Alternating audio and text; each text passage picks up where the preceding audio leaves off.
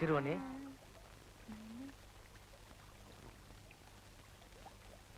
யாரு?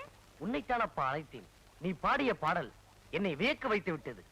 மாடு மேய்க்கும் போது பொழுது போலன்னு ஏதோ உளறிட்டு இருந்தேங்க. அது உளரவில்லை அப்பா, வாழ்க்கையின் உண்மைகள்.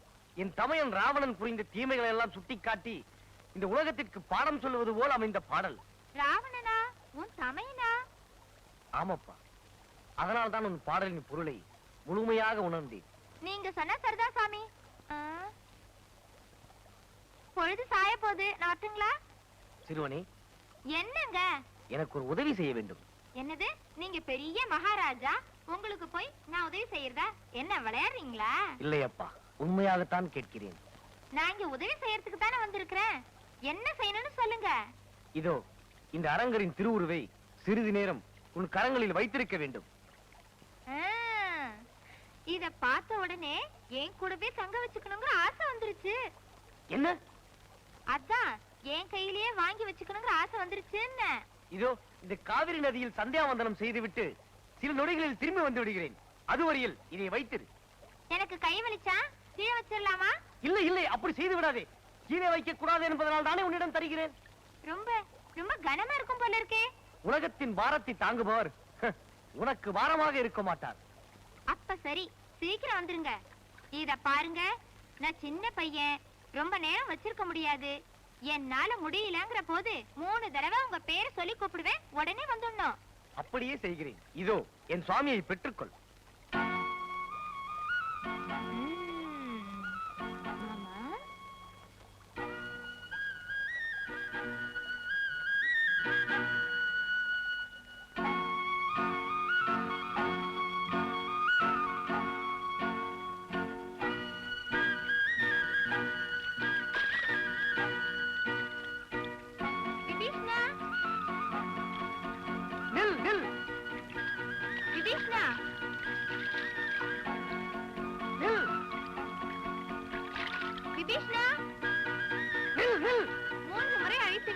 வைத்து விடாதே, வைத்து விடாதே.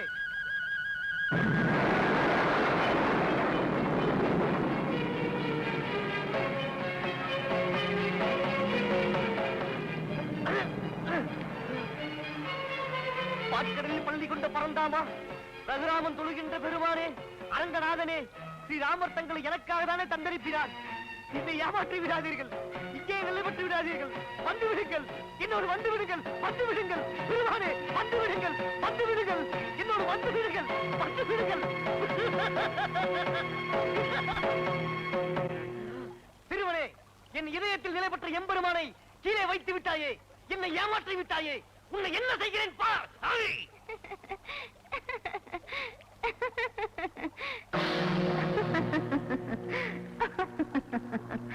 விபீஷ்ணா, கலங்காதே. அகத்தியர் முதலான சப்த ரிஷிகளின் வேண்டுகோளை நிறைவேற்றவே யாம் இவ்விதம் செய்தோம். இருப்பினும் குலதிசை முடியை வைத்து குணதிசை பாதம் நீட்டி பாம்பனை மேல் பள்ளி கொண்டிருக்கும் ஸ்ரீ ரங்கநாதர் திருமுகம் தென்திசை நோக்கியே இருக்கும். அந்த அருட்பார்வை என்றென்றும் உன் சாம்ராஜ்யத்தை சிறப்புற வாழ வைக்கும். அருளே வடிவான ஐங்கர பெருமானே, தாங்களா இப்படி திருவிளையாடல் புரிந்தீர்கள்? திருவரங்க பெருமான இந்த காவிரி கரையில் தான் இருக்க வேண்டும் என்பது தங்களின் விருப்பமானால் அவ்வாறே அமையட்டும்.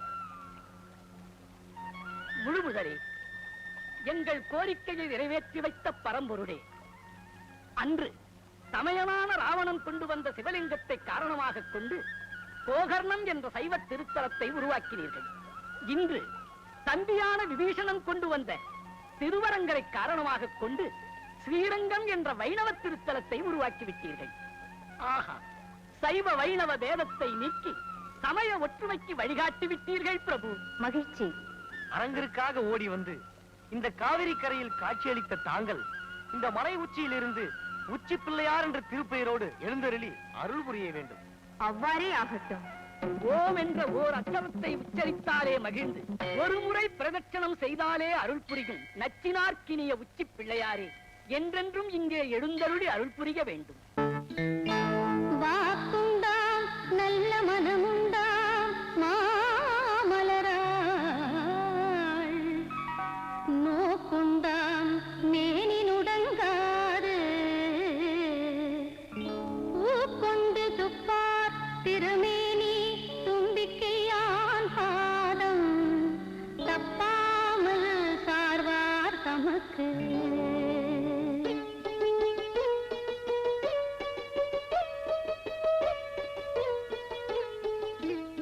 வாங்கடி போலாம். இருடி பொண்ணு வரட்டும். அவளை பத்தி தெரியாதா என்ன? 108 தடவை சுத்திட்டு தோப்புக்காரனை போட்டுட்டு புள்ளையாட்ட கொஞ்ச நேரம் பேசிட்டு தான் வருவா. ஆமா ஆமா வாங்கடி போலாம்.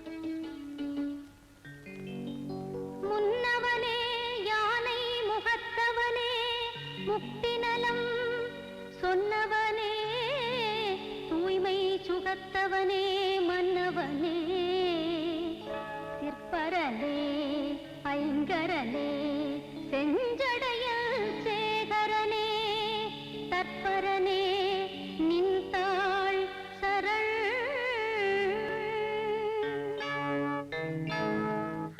அல்லல் போம் வல்வினை போம் அன்னை வயிற்றில் பிறந்த தொல்லை போம் போகா துயரம் போம் நல்ல குணமதிகமா அருணை கோபுரத்துள் மேவும் கணபதியே கைதொழுதக்கால்.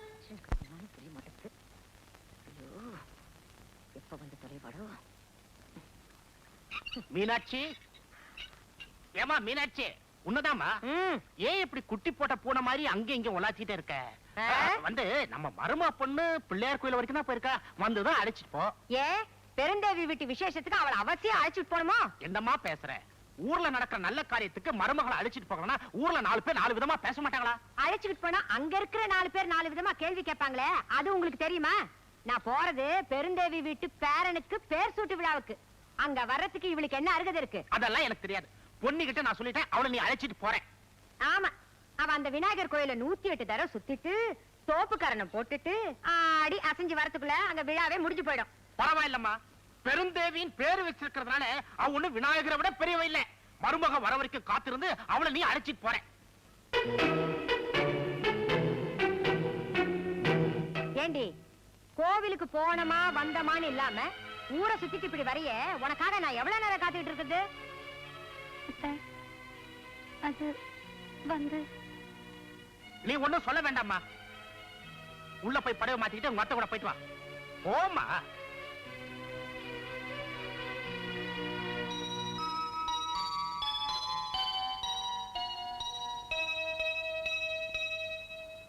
பெருந்தேவி, உன் பேரனுக்கு என்ன பேர் வைக்கிறதா தீர்மானிச்சிருக்க? முத்தழகுன்னு பேர் வைக்கலான்னு இருக்கோம். முத்தழகு பேர் பொருத்தமா இருக்கு. மல்லிகா, 3 தடவை குழந்தை பேரை சொல்லு.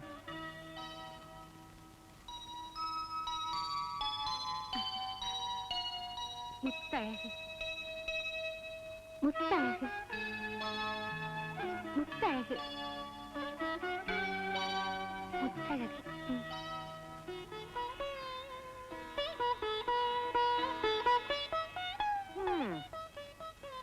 எல்லாரும் வந்து குழந்தைய ஆசீர்வாதம் பண்ணுங்க. ஏ ராசா, சீரும் சிறப்புமா நீடூடி வாழணும்.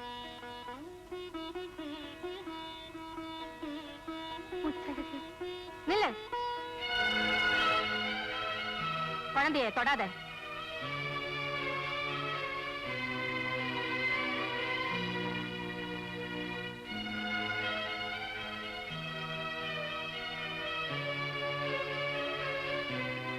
என்னடி முழிக்கிற? உள்ள இல்லாத மலடி எல்லாம் குழந்தைய தொட்டா குழந்தைக்கு தோஷம் தான் வரும். விலகி நில்லு. அம்மா, என்னம்மா இது? 4 பேர் மத்தியில் இப்படி? சுமாரடை, இவ கதை பத்தி உனக்கு தெரியாது. இப்ப என் வாய கலர்ன ஏதாவது சொல்லிடுவேன். என்ன இது? இப்படி எல்லாம் வரும் தெரிஞ்சுதான் இவளை என் கூட அனுப்பாதீங்கன்னு நான் சொன்னேன். அவர் கேட்டாதானே புடிவாதமா என் கூட அனுப்பி வச்சாரு. அத்தை, என்ன? நான் வீட்டுக்கு போறேன். நீங்க இருந்துட்டு நிதானமா வாங்க. ஏன் பாதியில அனுப்பிட்டான்னு பழிக்கிறதுக்கா? ஏற்கனவே படுற அவமானம் போதாதா? இது வேறையா? இரு, நானும் வரேன். ஏன் மீனாட்சி, நான் சொன்னதுல உனக்கு வருத்தமா? அப்படியெல்லாம் ஒண்ணும் இல்ல. நீ பேசுறதுல ஒண்ணும் தப்பு இல்லையே. ஏதோ எனக்கு தான் இன்னும் பேரம்பேத்திக்கு பேர் சுட்டு விழா நடத்த பாக்கியம் இல்ல. நீயாவது நல்லபடியா நடத்து. நான் போயிட்டு வரேன். வரேம்மா.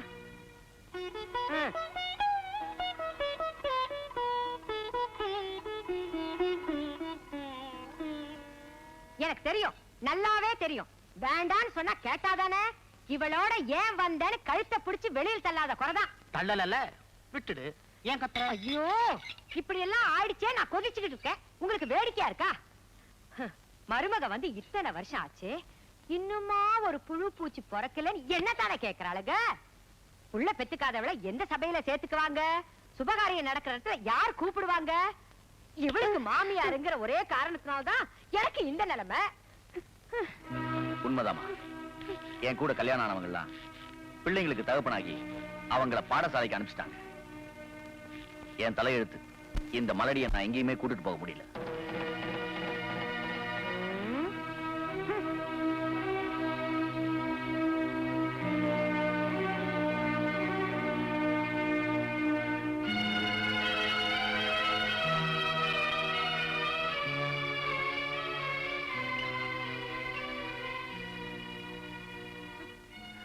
மகளே, ஒரு பொண்ணுக்கு குழந்தை இல்லைன்னா அது அவளுடைய குற்றம் மட்டும் இல்லைன்னு இந்த உலகம் புரிஞ்சுக்கிற வரைக்கும் இப்படிப்பட்ட அவமானங்களை தாங்கிட்டு தாமா ஆகணும். நீ வணங்குற விநாயகரை நம்பு, அவர் நிச்சயம் உன்னை கைவிட மாட்டார். அது வரைக்கும் பொறுமையா இருமா. மாமா,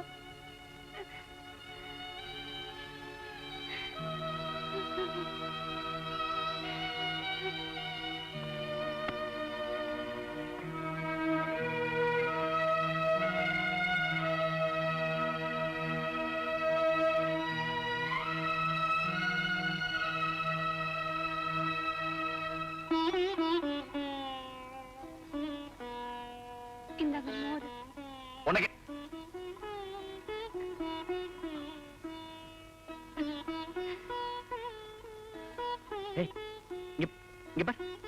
எதுக்கு அழுகுற? ஊர்ல எல்லாரும் என்ன மலடின்னு சொல்லி அவமானப்படுத்துறாங்க. அதை பத்தி நான் கவலைப்படல. அத்தை தினமும் அதையே சொல்லி குத்தி காட்டி பேசுறாங்க. அதுக்கு கூட நான் வேதனைப்படலைங்க. ஆனா இன்னைக்கு நீங்களே என்ன மலடின்னு சொல்லிட்டீங்களே, அதைத்தான் என்னால தாங்கிக்க முடியலைங்க. என்னால தாங்கிக்க முடியல. அது நான் வீட்டுக்கு வர வழியில சிநேகிதம் ஒருத்தர் நமக்கு குழந்தை இல்லாத விஷயத்தை பத்தி கேட்டு இருந்தான். நான் வீட்டுக்குள்ள வந்ததும் அம்மாவும் அதை பத்தி பேசிட்டு இருந்தாங்களா, எல்லாம் சேர்ந்து அந்த கோவத்தை உண்மையில காட்ட வேண்டியதா போச்சு. அவ்வளவுதான். அப்பா, எங்க நீங்களும் மத்தவங்க மாதிரியே நமக்கு குழந்தை பாக்கியம் கிடைக்காத ஒண்ணு பயந்துட்டீங்களோன்னு நினைச்சேன். நாம நம்புற விநாயகர் நம்மள கைவிட மாட்டாருங்க, இல்லீங்களா? இல்ல, நீ தான் விநாயகரை 108 தடவை கால் வலிக்க சுத்திட்டு இருக்க. என்ன பிரயோஜனம்? நடக்கூடியா கூட நம்ம வீட்டில் தவழ்றதுக்கு ஒரு குழந்தையை கொடுக்கலையே. அப்படி சொல்லாதீங்க. பிள்ளையார்னு அவரை சொல்றதே பிள்ளைவரம் கொடுக்கறதுனால தான். அப்படிப்பட்டவர் நம்ம குறை தீர்க்காம இருப்பாரா? நானும் அந்த விநாயகரை கும்பிடுறோம் தான். ஏன், நம்ம குடும்பமே அந்த விநாயகர் கிட்ட பக்தி உள்ளதுதான். அப்படி இருந்தோம் மழை வெயில்னு பார்க்காம, நோய் நொடின்னு நினைக்காம நீ அந்த விநாயகரை தினம் கும்பிட்டு தானே இருக்க. அதுக்காவது அவர் உண்மையில கருணை காட்டினாரா? இல்லையே. ஏன்? நாம அவர் மேல வச்சிருக்கிற பக்தியில உண்மையா இருக்கிறோமான்னு சோதிச்சு பாக்குறாருங்க. கேட்ட உடனே கொடுத்துட்டா கடவுளுக்கே மதிப்பு இல்லைங்க. அதனால்தான் நாம பொறுமையா இருக்கிறோமா, அவர் மேல வச்சிருக்கிற பக்தியில உறுதியா இருக்கிறோமான்னு பாக்குறாருங்க. நானும் அவருக்காக எத்தனையோ தடவை வயிற்ற காய வச்சுக்கிட்டு விரதம் இருந்து பட்டினி கிடந்திருக்கேன். அதுக்காகவாவது ஒரு உயிரை என் வயிற்றுல சுமக்கிற பாக்கியத்தை கொடுக்க மாட்டாரா? நிச்சயம் கொடுப்பாருங்க. பைத்தியமே, எதுக்காக இப்படி அழுகுற? குழந்தை பிறக்கலன்றதுக்காக நான் உன்னை வெறுத்துருவேன்னு நினைக்கிறியா? ஒருவேளை நமக்கு குழந்தையே பிறக்கலனாலும் நான் உனக்கு குழந்தை, நீ எனக்கு குழந்தை.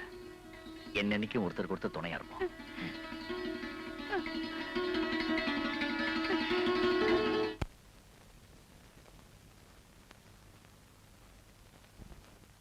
வாமா, கொஞ்சம் நில்லுமா. ஏமா? அந்த பொண்ணி வர்றா. மறு வீடு போற நேரத்துல அவ முகத்துல முடிச்சா அவ்வளவுதான். பிள்ளையாரப்பா. ஏமா பொன்னி பாவம்.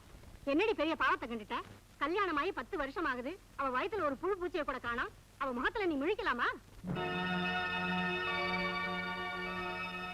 ஆமா, என்னவோ சொல்லி வச்ச மாதிரி நேரமத்து வரா பாரு.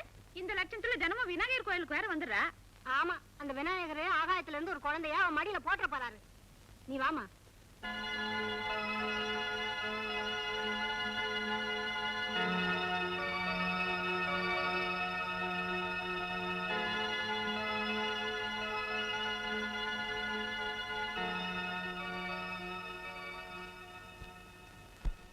பிள்ளையாரப்பா, அவங்க சொன்னதெல்லாம் உனக்கு கேட்டுதா? இந்த அவமானம் எல்லாம் உனக்கா எனக்கா? இன்னும் எத்தனை நாளைக்கு தான் நான் இந்த பேச்சையெல்லாம் சகிச்சுக்கிறது?